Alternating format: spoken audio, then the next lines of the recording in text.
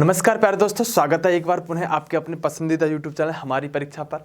कैसे हैं सभी? तबीयत कैसी है? सभी की तैयारी कैसी चल रही है? उम्मीद है कि सभी की तैयारी भी अच्छी चल रही होगी और सभी आप लोग कुशल मंगल होंगे। सभी अच्छी तरह से अपनी तैयारी को यहाँ पर एक मंजिल तक पहुँचाने के लिए, अपने मंजिल पर पहुँचने के लिए तैयारी को अच्छी तरह से आप यहाँ पर धैर्य के साथ आगे बढ़ते हुए आगे बढ़ने का काम कर रहे होंगे। प्यारे दोस्तों देखिए, हमारा संसद चल रहा है और संसद थोड़ा सा महत्वपूर्ण होता है और संसद से काफ़ी प्रश्न परीक्षा के अंदर पूछे जाते हैं। तब मैं संसद को बहुत ज़्यादा बारीकी से आपको पढ़ाते हुए आगे बढ़ रहा हूँ। वैसे तो पॉलिटी का ज़्यादा सिलेबस बचता नहीं है, क्योंकि संसद के बाद थोड़ी बहुत चीज़ें बचती हैं। जैसे कि मैं बात करूँ, संसद की समितियाँ होती हैं। संसद की समितियों के बाद हम बात करें, सुप्रीम कोर्ट, हाई कोर्ट बचते हैं और राज्य पर आने वाले जो हमारा विधानमंडल होता है उस पर कुछ चीज़ें बचती हैं, तो उनको हम कंप्लीट करने का काम करेंगे।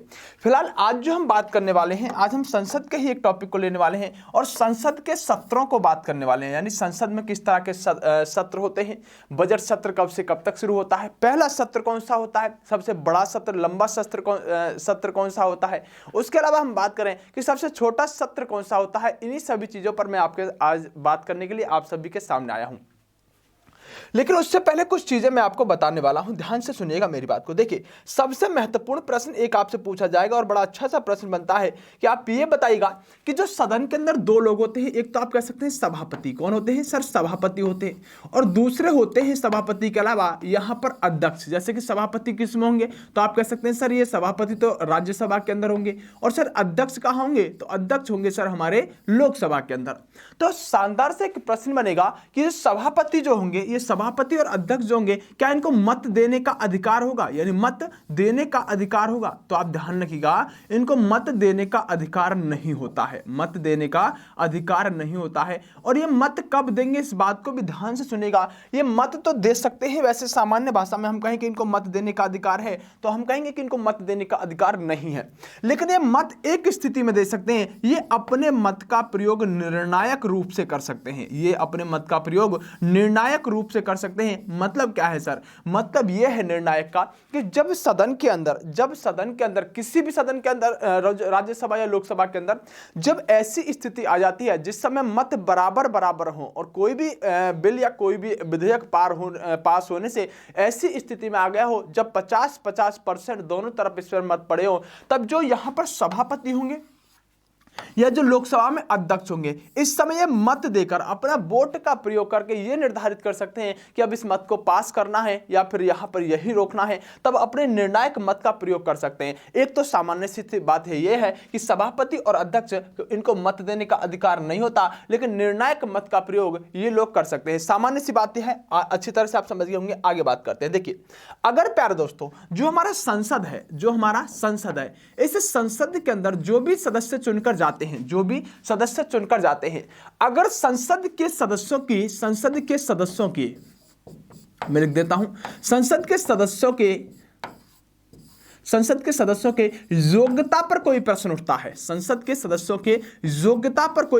है, यानी जो संसद के अंदर जो सदस्य होंगे उनकी सदस्य की योग्यता पर अगर कोई प्रश्न उठता है, तो इस प्रश्न उठने के बाद अपना निर्णय लेने का अधिकार किसके पास होगा? एक प्रश्न ये पूछा जाता है। जैसे कि आपको पता होगा, दिल्ली के अंदर आम आदमी पार्टी के कई सारे लोगों को यहां पर इसी आधार पर हटाए जाने का काम राष्ट्रपति जी के द्वारा किया गया था। जब सामान्य सा प्रश्न यह बनेगा कि अगर कोई भी व्यक्ति जो संसद का सदस्य है और उसकी योग्यता के आधार पर उसे हटाया जाना चाहिए, यानी योग्यता उसने कंप्लीट नहीं की है और वो संसद का सदस्य बन गया है। अब अगर हमको यह देखना है कि ये जो व्यक्ति है ये किसी तरह से गलत तरीके से संसद के अंदर आ गया है और उसकी योग्यता के आधार पर उसको अयोग्य ठहराना है और उसको हटाना है, तो इसका आधार क्या होगा, किस क्रम में इस व्यक्ति को हटाया जाएगा? ये जब प्रश्न आपसे पूछा जाता है, क्योंकि दिल्ली के अंदर जब ये मामला हुआ तो काफी लाइट में ये मामला आया, तो ध्यान रखिएगा। यहां जो आपसे क्वेश्चन पूछे जाते हैं, जो यहां पर यानी कि ऑप्शन दिए जाते हैं, इस ऑप्शन के अंतर्गत आपको यह बात ध्यान रखनी होगी कि इसके अंदर दो ऑप्शन देगा जो आपको सबसे ज्यादा कंफ्यूज करने की कोशिश करेंगे। पहला ऑप्शन होगा राष्ट्रपति के द्वारा, दूसरा ऑप्शन देगा इसके अंदर चुनाव आयोग के द्वारा। इलेक्शन कमीशन के द्वारा।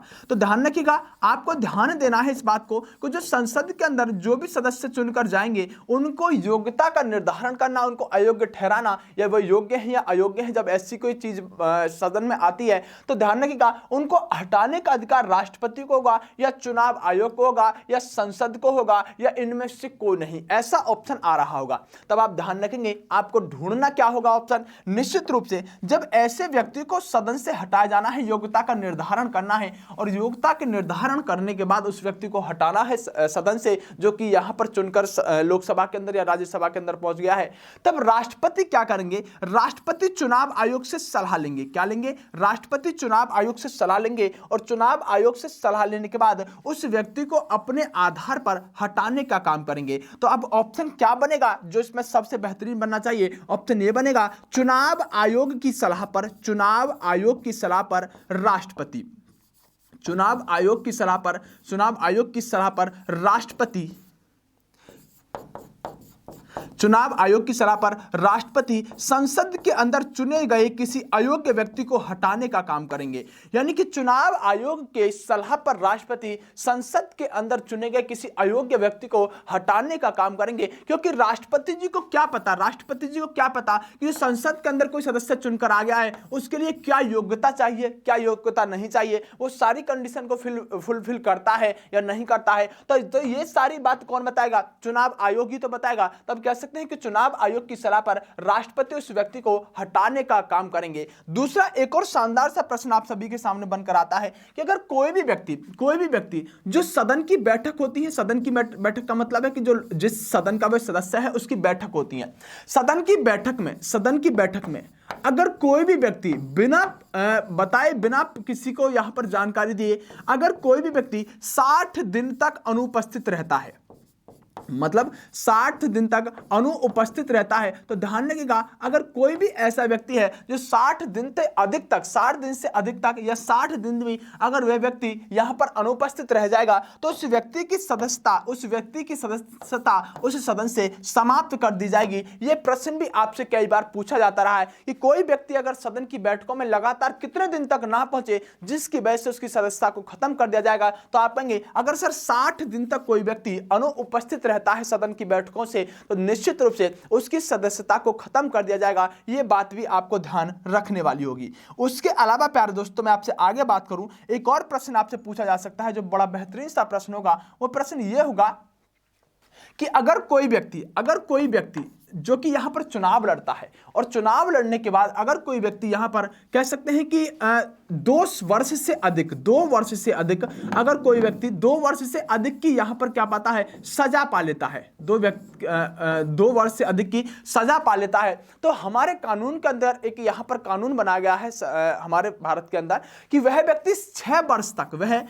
वर्ष तक कोई भी चुनाव सदन का नहीं लड़ सकता, 6 वर्ष तक कोई भी चुनाव सदन का नहीं लड़ सकता। लेकिन इस बात का जो निर्धारण किया जाएगा कि अगर किसी व्यक्ति को 2 वर्ष से अधिक की सजा हो चुकी है तो उस व्यक्ति को 6 वर्ष तक चुनाव नहीं लड़ने दिया जाएगा। इस बात का निर्धारण करने का कौन काम करेगा, इस बात का निर्धारण संसद करने का काम करेगा। यानी संसद चाहे तो 2 वर्ष का सजा पाने के बाद भी उसे लड़ा सकती है और संसद ना चाहे तो उसे नहीं लड़ा सकती। ऐसा प्रावधान भी हमारे संसद के अंदर किया गया है। उसके अलावा प्यारे दोस्तों ध्यान रखनी एक सामान्य सी बात कि अगर कोई व्यक्ति संसद का सदस्य है तो आप सिविल मामले में, जो आपके सिविल मामले होंगे, सिविल मामलों में उस व्यक्ति को गिरफ्तारी से संबंधित कुछ यहां पर ऐसे मामले दिए जाते हैं कि सिविल मामलों में अगर वो व्यक्ति अपराध करता है तो जब सदन की बैठक होगी उसके 40 दिन पहले और 40 दिन बाद तक उस व्यक्ति को गिरफ्तार नहीं किया जाएगा।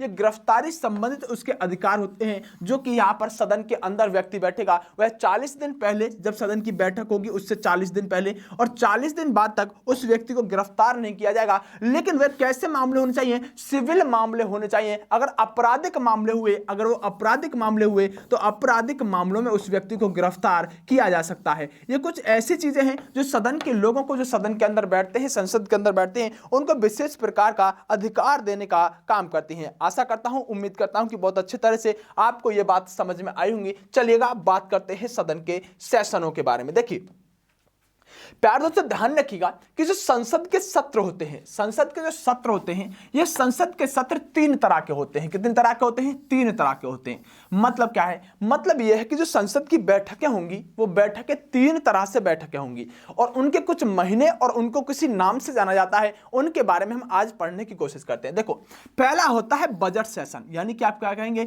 इसे आप कह सकते हैं बजट सेशन यानी कि बजट सत्र। दूसरा होता है मानसून सत्र और तीसरा होता है शीतकाल सत्र। आपसे सीधा सीधा प्रश्न पूछा जा सकता है कि संसद के कितने सत्र होते हैं, संसद की बैठक कितने सत्रों में होती है? आप एक ही बार में आंसर देंगे कि संसद के जो बैठक होती है, जो सत्र होते हैं, वो 3 सत्रों में होते हैं। पहला बजट सत्र होता है, दूसरा मानसून सत्र होता है, तीसरा यहां पर होता है शीतकाल सत्र। बजट सत्र की बात करें तो जो साल का पहला सत्र होगा उसे बजट सत्र कहेंगे और इसमें बजट पेश करने का काम किया जाता है, इसलिए इसका नाम जो पड़ा है वो बजट सत्र पड़ा है। जब मानसून सत्र की बात करें तो मानसून सत्र ऐसा सत्र होता है जिसके अंतर्गत उस समय भारत में मानसून आ जाता है, तो उसी के नाम पर यह मानसून सत्र पड़ा। शीतकालीन जो सत्र होगा वो लगभग जब पड़ेगा जब भारत में एक शीत ऋतु यानी शीत मौसम चल रहा होगा, उस समय शीत सत्र चलता है। तो तीनों के तीनों सत्र हमें संसद के अंदर पढ़ने हैं और इसके अंदर किस तरह की चीजें होती हैं और किस तरह की बैठकों में प्रश्न पूछे जाने के काम किया जाता है, उस पर थोड़ा सा बात करते हैं। आइएगा, संविधान का एक अनुच्छेद है, अनुच्छेद 85। यह अनुच्छेद 85 क्या है? इसके अनुसार राष्ट्रपति जी को सत्र बुलाने का अधिकार होता है। आपको ध्यान रखना होगा कि जो सत्र आहूत किया जाता है, सत्र बुलाया जाता है, वह कौन से अनुच्छेद के अनुसार बुलाया जाता है? 85 अनुच्छेद के द्वारा सत्र बुलाया जाता है। किसको अधिकार है? राष्ट्रपति जी को सत्र बुलाने का अधिकार है। ध्यान रखिएगा, कम से कम दो सत्र साल में अनिवार्य हैं, यानी कि कम से कम 2 सत्र एक साल में अनिवार्य हैं। और एक और शर्त है इसके अंदर, और एक सत्र से दूसरे सत्र के मध्य 6 माह से अधिक का समय नहीं होना चाहिए। यानी कि देखो, अगर एक सत्र आज हुआ तो जो दूसरा सत्र होगा ना, ये 6 माह से पहले हो जाना चाहिए। यानी एक सत्र से दूसरे सत्र के बीच में 6 माह से अधिक गैप नहीं होना चाहिए, क्योंकि 12 महीने होते हैं, तो निश्चित रूप से तभी एक साल में कितने सत्र हो सकते हैं?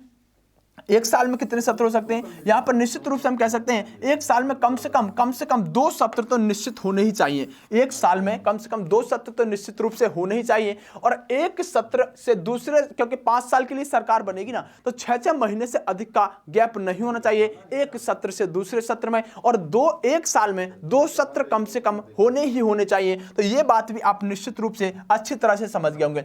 मतलब 6 महीने से ज्यादा नहीं होना चाहिए, कम होगा तो चल जाएगा, कोई प्रॉब्लम आने वाली नहीं है। आइएगा, आगे बात करते हैं। देखिए, अगर आपसे एक प्रश्न पूछा जाता है कि सत्रवासान की शक्ति किस में निहित होती है, तो सत्रवासान का मतलब होता है कि जब सत्र बुलाया जाता है और जब सत्र समाप्त किया जाता है। तो सत्र बुलाने की शक्ति राष्ट्रपति को, सत्र समाप्त करने की शक्ति यहां पर राष्ट्रपति को, लेकिन स्थगित करने की शक्ति की अगर बात करें तो लोकसभा अध्यक्ष को यहां पर शक्ति होती है किसी सत्र को स्थगित करने की, लेकिन सत्रवासान करने की शक्ति किसके पास होती है? राष्ट्रपति जी के पास होती है। यह प्रश्न भी कई बार आपसे पूछा जाता रहा है। जरा बात करते हैं पहले सत्र की, जो यहां पर बजट सत्र कहलाता है।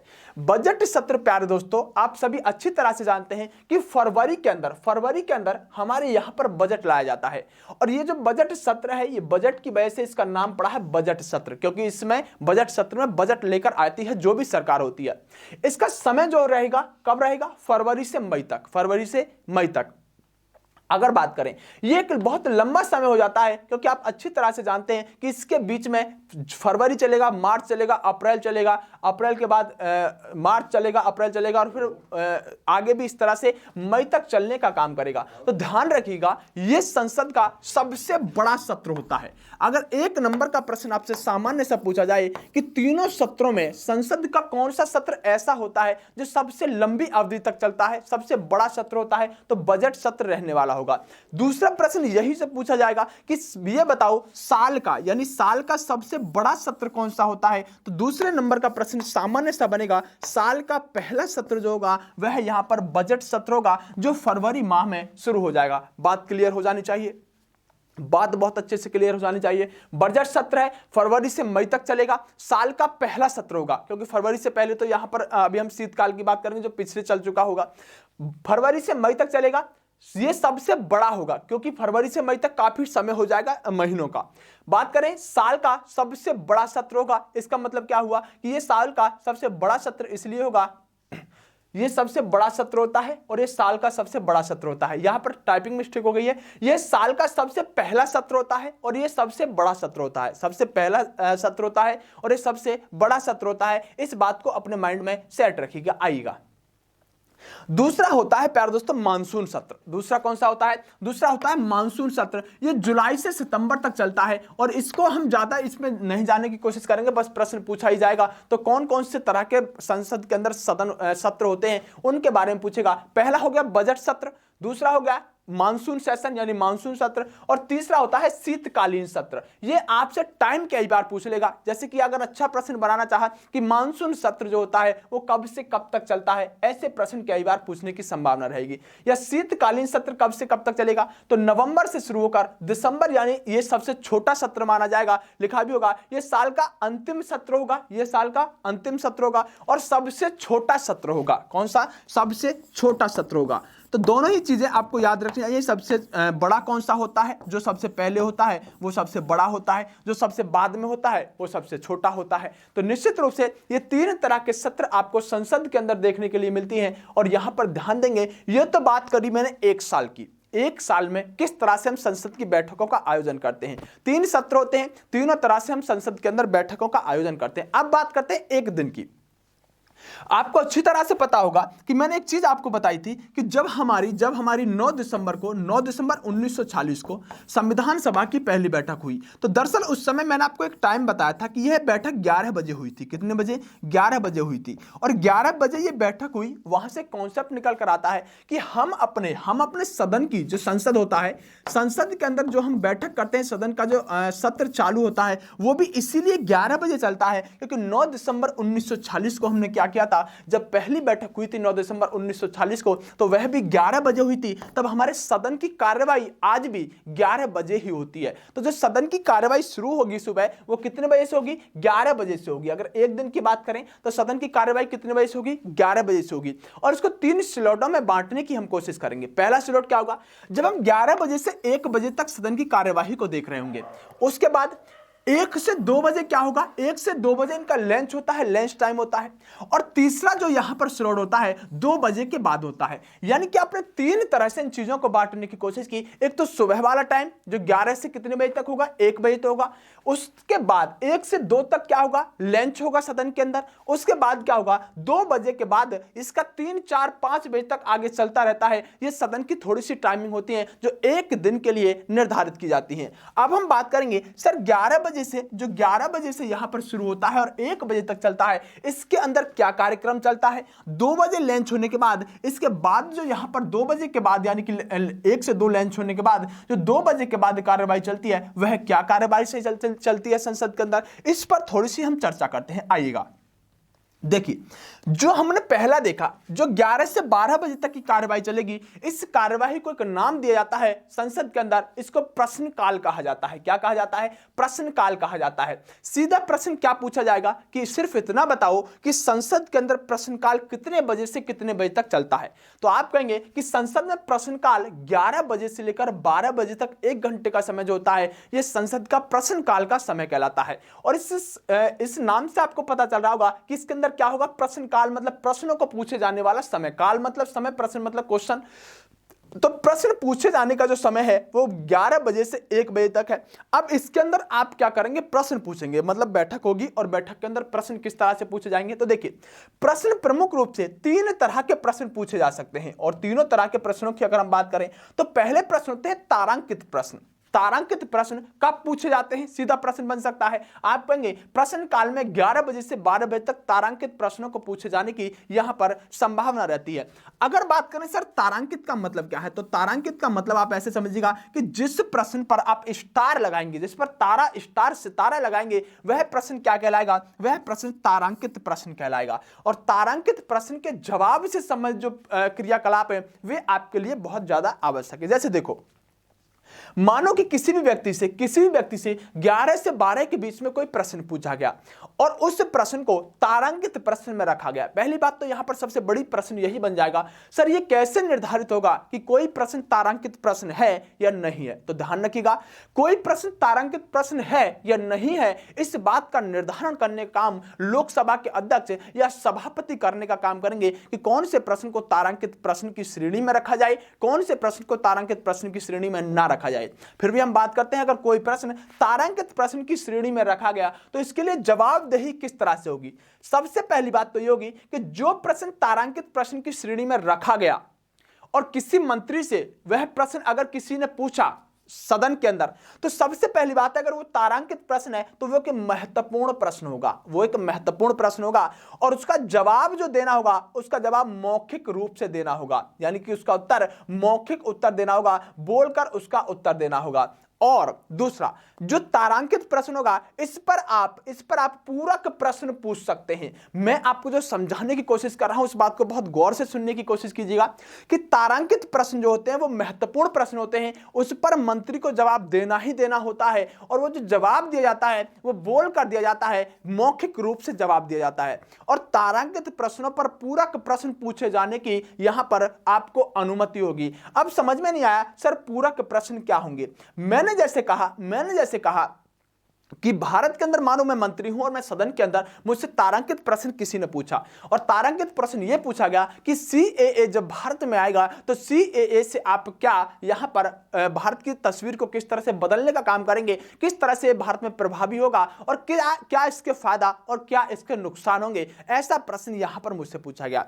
मैंने बताया, तारांकित प्रश्न का जवाब मैंने देना शुरू किया कि सीएए के मामले में नागरिकता संशोधन अधिनियम जो होगा इससे भारत के नागरिकों पर कोई भी दुष्प्रभाव नहीं पड़ेगा, ये भारतीय नागरिकों के लिए बड़ा अच्छा होगा। मैंने इस तरह से मानो ये जवाब दे दिया। अब दूसरी तरफ से जब दोबारा प्रश्न पूछा गया कि ये बताइए कि सीएए भारत में आने से जो उपद्रव दंगे होंगे उनको संभालने का काम कौन करेगा।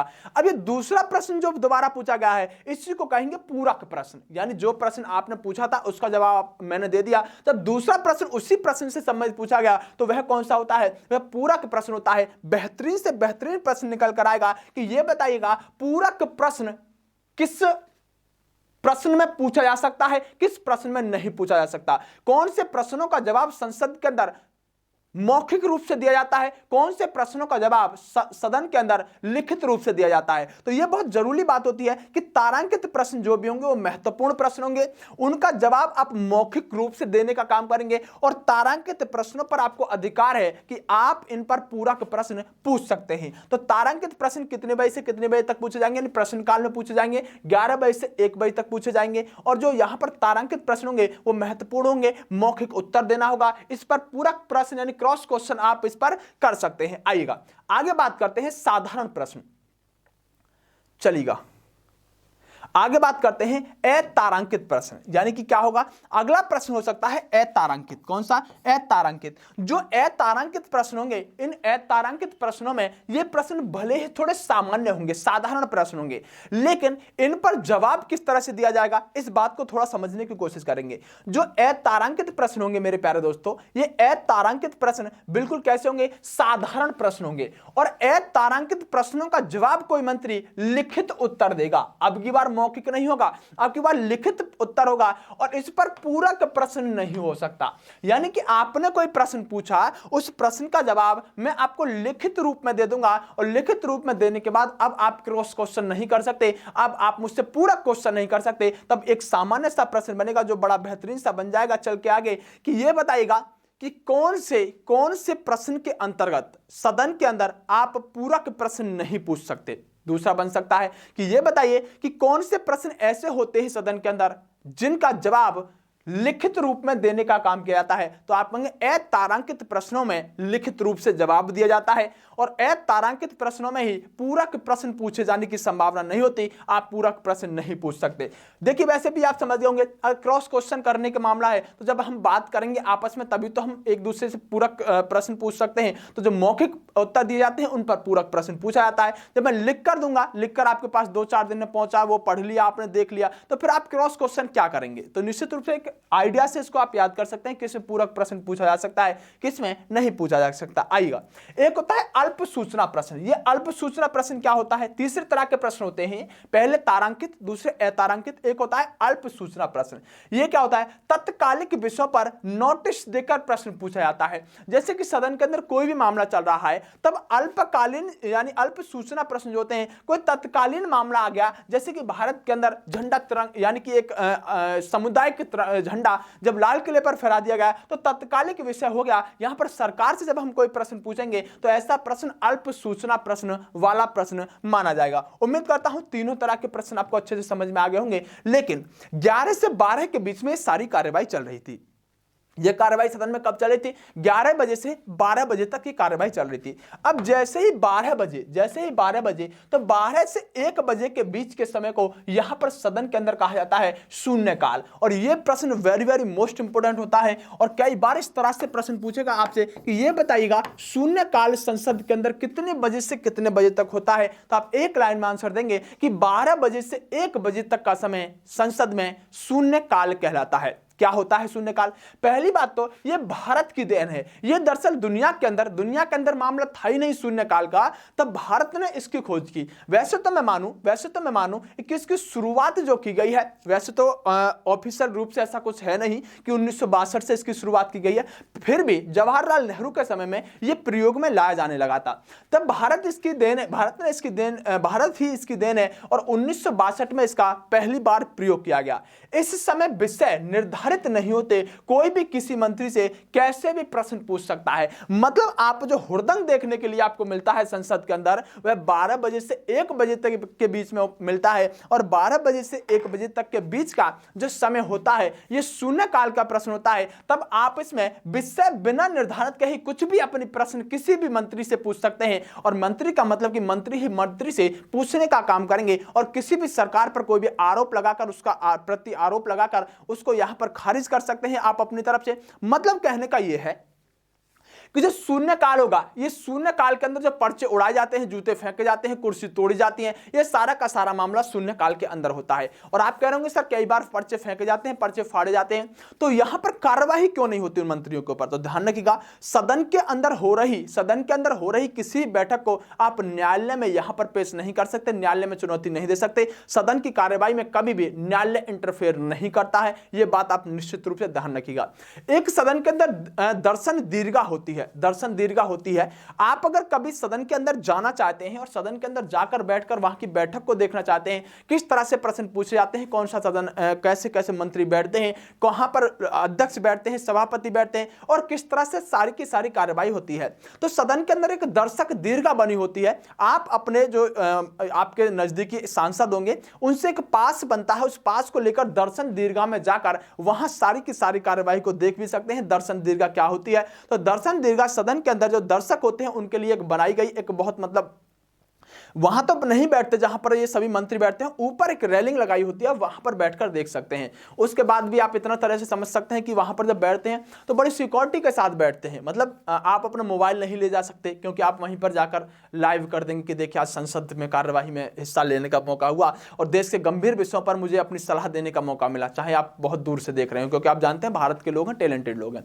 दूसरा, कई बार क्या होता है कि जूते चप्पल से भी उतरवा कर वहां बैठाया जाता है, क्योंकि कई बार भारत के लोग हैं, पता चला कि कोई ऐसा व्यक्ति भाषण दे रहा है जो किसी ऐसे विषय पर चल रहा है जो संवेदनशील है, पकड़कर ऊपर से जूता ही मार दिया अपने मंत्री के ऊपर, क्योंकि आप स्याही फेंक सकते हैं, जूता फेंक सकते हैं किसी मुख्यमंत्री के ऊपर, तो फिर संसद के अंदर तो ऐसी सामान्य सी चीजें होती हैं दर्शन दीर्घा के अंदर जो आपने अक्सर देखी होंगी। फिलहाल प्यारे दोस्तों, आपको मैंने संसद की कुछ चीजें आज बताई हैं, धीरे धीरे इसी तरह से आगे बढ़ते रहेंगे। इसी तरह से आपको सारी चीजों के बारे में, एक एक चीज के बारे में बहुत गहराई से बताकर चलूंगा। ज्यादा नहीं पढ़ेंगे, थोड़ा थोड़ा धीरे धीरे बांटते रहेंगे। जितना मैं बता रहा हूं, चाहे मैं आपको छोटे छोटे प्रश्नों से एक बड़ा प्रश्न बना रहा हूं या बड़े बड़े प्रश्नों से एक छोटा छोटा प्रश्न निकाल कर दे रहा हूं, हर प्रश्न पर आपकी नजर होनी चाहिए, ऐसी मैं उम्मीद करता हूं। फिलहाल आज की वीडियो को यही समाप्त करते हैं, मिलते रहेंगे आगे। बेस्ट ऑफ लक, नमस्कार, जय हिंद।